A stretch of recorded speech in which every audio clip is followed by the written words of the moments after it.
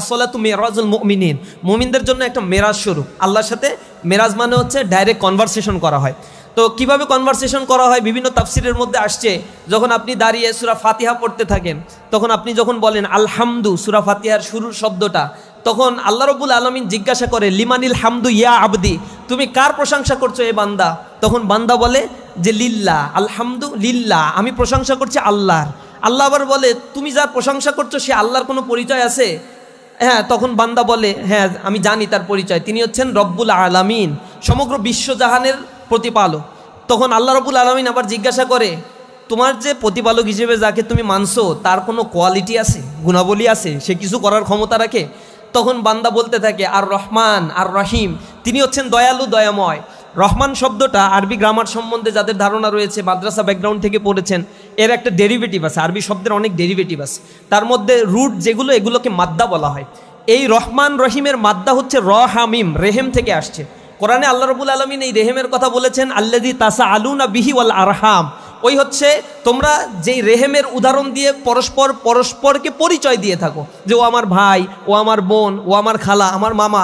এই পরিচয় আমি কেন দেই? কারণ আমার মায়ের ওরসে গর্ভে আমি জন্মগ্রহণ করেছি, আর এই রক্ত সম্পর্কের কারণে আমি সম্পত্তির মালিকানা পাই, আমি আত্মীয়তার মালিকানা পাই, সামাজিক একটা বন্ডিংস, সোশ্যালিজমের মধ্যে সোশ্যাল একটা বন্ডিং, সোশ্যাল স্ট্রাকচারের মধ্যে আমি ঢুকে পড়তে পারি।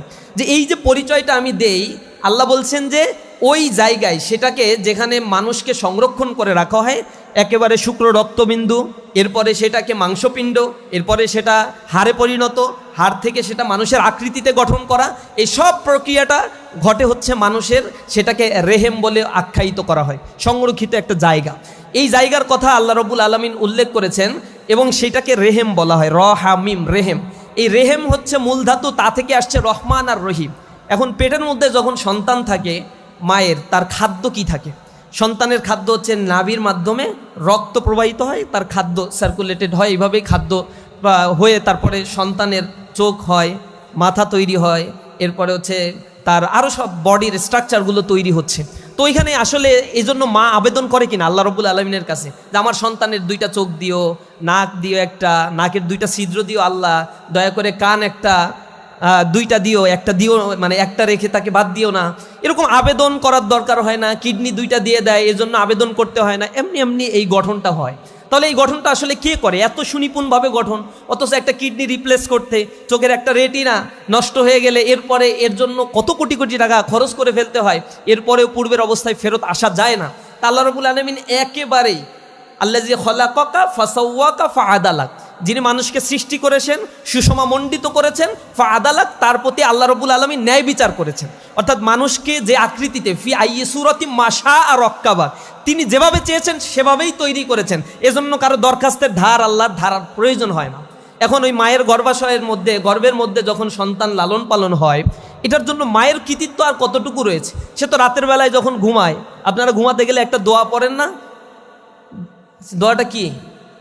আল্লাহুম্মা বিইসমিকা আমুতু ওয়া আহিয়া, আল্লাহ তোমার নামে আমি মৃত্যুবরণ করতে যাচ্ছি, আমাকে তুমি আবার বাঁচিয়ে দিও। আমুতু মরতে যাচ্ছি, আহিয়া মানে বাঁচায় দিও। এইটা বলেই আমরা কিন্তু ঘুমাতে যাই, এটা হচ্ছে খণ্ডকালীন একটা মৃত্যু।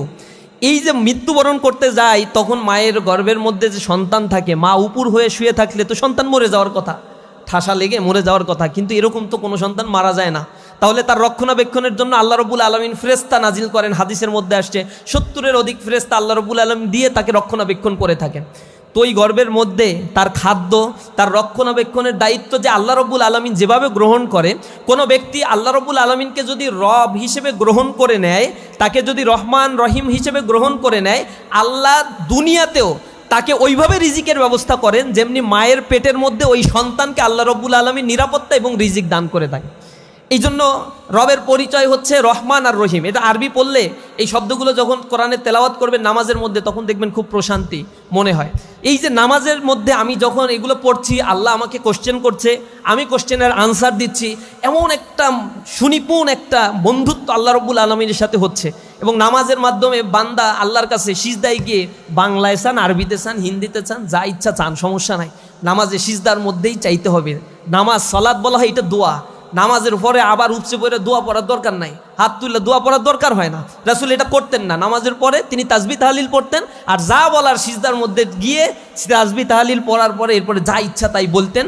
নামাজের ভিতর থেকে আল্লাহ রাব্বুল আলামিন সব আদায় করে নিতেন, আল্লাহর কাছে বান্দার হকগুলো সব আদায় করে নিতেন।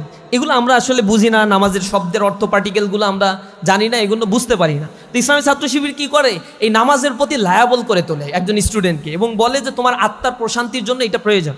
আমি বিভিন্ন দেশে গিয়েছি, চায়নায় গিয়ে আমি দেখেছি সেখানে বিলিয়ন বিলিয়ন ডলারের মেডিটেশন সেন্টার আছে, মানুষের অনেক টাকা আছে, চোখ ধাঁধালো ডেভেলপমেন্ট আছে, কিন্তু মানুষ সুইসাইড করে, পৃথিবীতে বাঁচতে চায় না। জার্মানিতে সুইসাইড করার জন্য সুইসাইড স্কোয়াড আছে আলাদা, এখানে গিয়ে তারা ইচ্ছা মতো সুইসাইড করতে পারে, মৃত্যুকে আলিঙ্গন করে নেয়। চোখ ধাঁধানো ইউরোপের জৌলুসতা তাদের ভালো লাগছে না। এর মূল কারণটা হচ্ছে আসলে তাদের আত্মার যে খোরাকটা, খাদ্যটা, এটা থেকে তারা বঞ্চিত হয়ে বস্তুবাদী একটা সংস্কৃতি তাদেরকে জৈবিক চাহিদা পূরণের জন্য কিছু উপাদান দেয়, কিন্তু আত্মার পরিশুদ্ধতা এবং প্রশান্তি তাদেরকে দান করতে পারে না, যার ফলে তারা পৃথিবীতে আর সাস্টেইন করতে চায় না, বেঁচে থাকতে চায় না। এজন্য ইসলামী ছাত্র শিবির এই জিনিসটাকে ইম্পাসাইজ দেয়।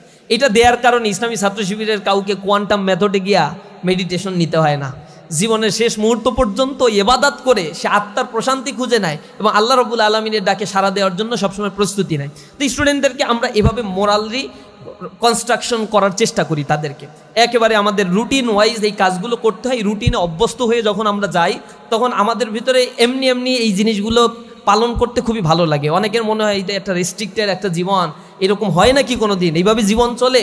কিন্তু রুশও বলেছেন man is born free but everywhere has chain. মানুষ তো স্বাধীনভাবে জন্মগ্রহণ করে, চেইন মেনটেন না করলে সে আসলে থাকতে পারবে না। আপনি উশৃঙ্খল জীবনযাপন করেন, জীবনে অনেক কিছু হারাবেন, একটা পর্যায়ে আলসার হবে, এরপর গ্যাস্ট্রিকের রোগ হবে, পেট পচা যত রোগ হয় মানুষের, কিডনি নষ্ট হয়ে যায়, এরপরে আবার ডায়াবেটিক্স হয়ে যায়, তখন আবার রুটিন মানে, তখন বাধ্য হয় রুটিন মানতে। এর আগ পর্যন্ত উশৃঙ্খল জীবন, আরে লাইফে এনজয় না করলে আর কি হয়।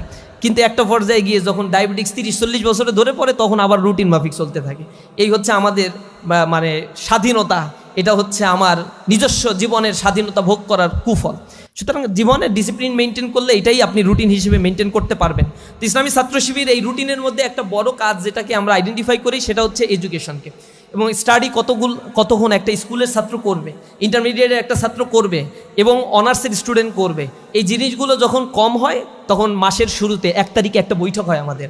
ওই বৈঠকে সবাই মিলে ধরে যে লেখাপড়া করো নাই, রেজাল্ট খারাপ হয়েছে, দায়িত্বশীলরা বলে রেজাল্ট ইমপ্রুভ করতে হবে। এভাবে আমরা একটা কম্বিনেশন করার চেষ্টা করি, মোরালিতাকে তৈরি করি এবং তাকে স্কিলড হয়ে তৈরি হওয়ার জন্য নানা ধরনের ট্রেনিং ইসলামী ছাত্র শিবির দিয়ে থাকে। আর একজন প্রশ্ন করেছেন, why female people can't join this community as like men. এটা তো ইসলামী ছাত্র শিবির শুধুমাত্র স্টুডেন্টদের নিয়ে কাজ করে, শিক্ষার্থীদের নিয়ে কাজ করে, এখানে মেল ফিমেল বোথ পার্টিসিপেট করতে পারে। যেমন আজকের প্রোগ্রামে আপনাদেরকে ইনভাইট করেছি, এই জাতীয় অসংখ্য প্রোগ্রাম আছে। গতকাল আমাদের রোবোটিক ফেস্ট ছিল প্রাইভেট ইউনিভার্সিটি স্টুডেন্টদের নিয়ে, এখানে প্রায় রিজনেবল একটা অ্যামাউন্ট ছিল যারা ফিমেল আমাদের বোনেরা পার্টিসিপেট করেছে।